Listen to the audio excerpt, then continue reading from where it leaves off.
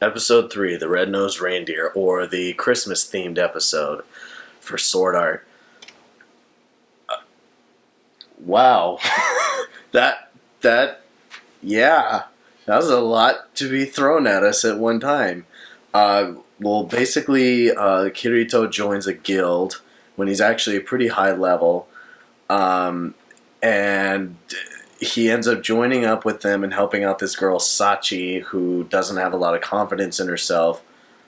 Totally original, right?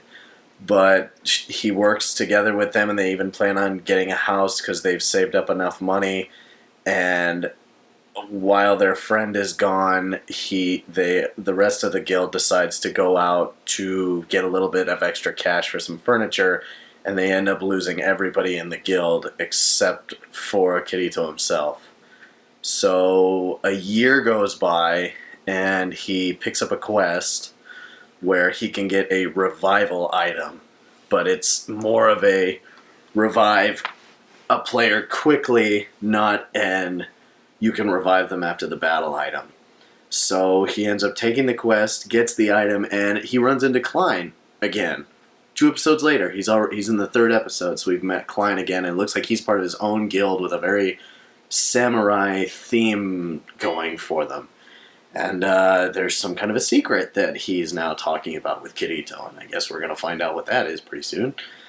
And Sachi leaves him a little bit of a message on this little diamond device and sings a Christmas song and says that she kind of expected that this would happen, and that no matter what, he should go on, even though he probably blames himself for her getting hurt. And yeah, that was a lot. I was a little surprised this was only 22 minutes. This is getting to be much more of a parallel for life and salvation and Christianity? I don't know. I mean, I don't think that's what they were going for with the Christmas theme. I think it's just coincidence that it was. I mean, I don't know. Maybe they went with the Christmas theme on purpose because, as most people know, that if you do a Christmas theme, you can sort of add on the drama to anything that happens.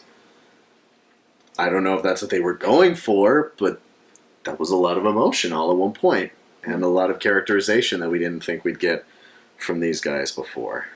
Well, he certainly goes ahead and models himself as a savior for others, or at least people look to him as that, so one wonders. But there's an awful lot of parallels to life and what's important and how fleeting it is.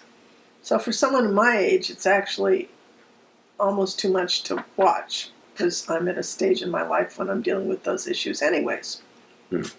I'm fine. I'm healthy. That's not the issue. It's the stage in life. So I'm not sure how much of this I can really tolerate. Well, hopefully pretty soon they start actually doing a regular episode, because not all animes do this. I mean, I know, and of course, obviously, you guys are going to make the comment like, oh yeah, some of them just pile on the drama, and I get it. And I know that this one's supposed to be that way. There's not a lot of comedy in this, but even a straight-up drama like this one cannot just do that episode after episode. There has to be some kind of a lightheartedness to it. And actually, speaking of which, Asuna wasn't even in this episode. It's totally gone, like she didn't even exist. So I don't know what happened, if they split up or something. They didn't really explain any of that. I mean, I understand at the end of the last episode he said, you know, I'm going to try and do this as a solo player, but it looked like she sort of walked out after him. So she's gone. Probably will be back in the next one. I don't know. We'll have to see. Yeah. Actually liking him now, because he's getting a little bit deeper than just badass character that we're supposed to just think is the be-all and end-all of the whole series. Oh, yeah. No, he isn't a badass. Not at all. No, but he's going through what a lot of superheroes are doing nowadays. They have to be emotional. They can't just always be the superhero good guy character. There has to be something dramatic going on with them, which is fine, because I kind of like that.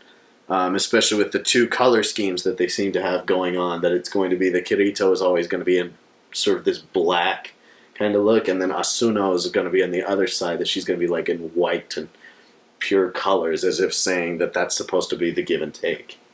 That Kirito has his own imbalance of emotion at the same time, and that Asuno has hers, and so they kind of play off each other, being the light and the dark. Well, we'll see if she comes back. Hopefully she does, because she takes up half of the opening theme to the whole show. So she better start taking a little bit more bigger parts in this whole thing. And just to clarify for a lot of you guys from the last episode, because I've surprisingly gotten a lot of comments on this, what I meant by the cheater thing, I meant that more in that Kirito is finding out who the beta testers are easier because of the fact that they already know what the weapons were going to be. So for many of you, you're right. He's just using his beta tester knowledge to, in essence, cheat through the game, quote unquote. But he didn't necessarily use it to begin with. And apparently he's a really high level. At the beginning of the episode, it looked like he was level 20, but apparently now he's even higher. I don't know. It just flashes by so quickly. May have to go back and look at that. But, yeah, that's what ended up happening. So, I guess we'll see you in the next one. And remember, you can only tame so many of your emotions.